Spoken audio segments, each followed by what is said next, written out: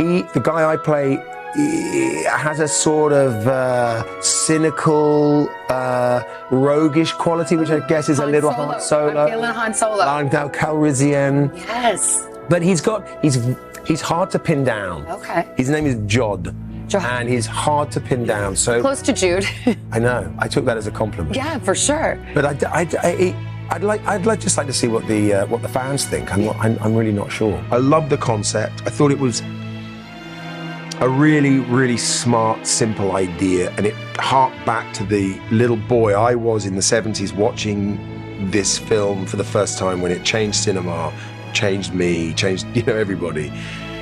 That sense of awe and wonderment, take that and make that the protagonist looking at this universe, I just thought was brilliant. And lean on that kind of Jeopardy's real, kids aren't perfect, right? Life's not perfect, all of that complexity, just got it. And then this wonderful role, this complicated, mischievous, mysterious, multifaceted, sort of flawed but heroic. I love him. And as you can hear, I said yes pretty bloody quickly. It was fascinating to see it up close, and it was one of the big reasons I wanted to do the piece. I love getting into and behind the mechanics of making the magic of cinema. So when it's stepping into a world like this, where they pioneered filmmaking. You just want to watch Light and Magic. I mean, it's an amazing documentary, and you realize just how groundbreaking they were. So stepping into that, and one of the things I love is that there are these rules that hark back to that they still adhere to. There are stylistic decisions and stylistic guidelines that it has to be related to Lucas's first film and first film, and the first three certainly.